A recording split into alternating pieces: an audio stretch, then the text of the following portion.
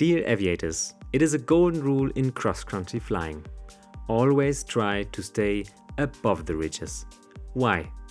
Because the chance to hit energy lines of lifting air is higher and you're flying more or less free of terrain. It is an easy to understand rule until the moment you get stuck below the ridges and slowly but steadily fall into a game over in cross-country flying. Explore in this video how I dismissed this rule due to bad decision making and witness how I got wiped by strong winds from the high peaks down to the ground. Let's start with a short weather check. To put it in a nutshell, hot and humid air with a strong west wind and isolated thunderstorms expected. Translated into the strategy of the day: launch late, fly high and watch out for thunderstorms. The cherry on top of the day: if I can make it to the main ridge, I will stay overnight on the south side of the Alps and fly back the next day. Welcome on board and enjoy! Here we are at Steinplatte, a key point in this flight. Exactly south I spotted the following: a fat cumulus cloud straight on the way to the main ridge. Perfect.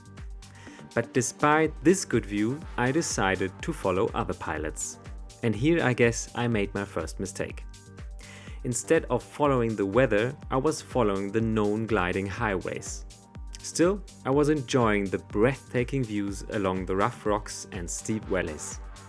Even flying in the shadow, my ship was carrying me at good speeds over 20 kilometers straight. Arriving at the LOWZ, I spotted my next target, the so-called Sausteigen at 1900 meters above main sea level. Therefore, I needed a climb to reach the other side of the valley.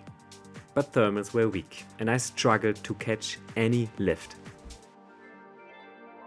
The delicate mix of slight frustration and a little overconfidence seduced me to push the glider and cross the valley from only 2000 meters above main sea level. When I arrived, I realized I had to pay the price for this right away.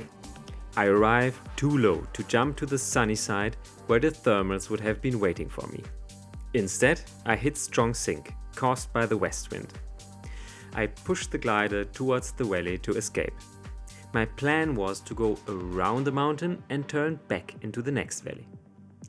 Trying to crouch back to the sunny side, I encountered another sink. And flying at high speeds over the trees felt like eternity. And raindrops on the canopy added to the despair. But even losing too much height, I found weak signs of lift. I was in fighting mode, patiently trying to center. But again, I could not catch the lift. I tried hard, but any lift I encountered disappeared within seconds. Again and again, no success.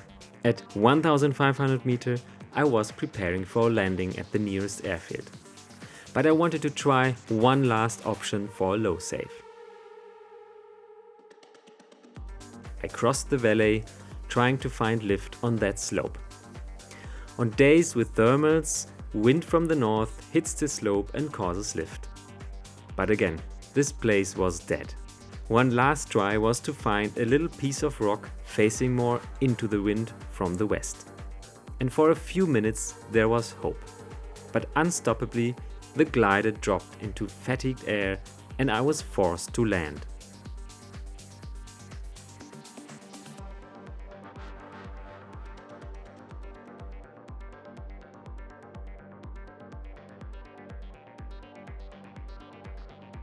However, I was welcomed by a group of friendly pilots who helped me to get a lift back home.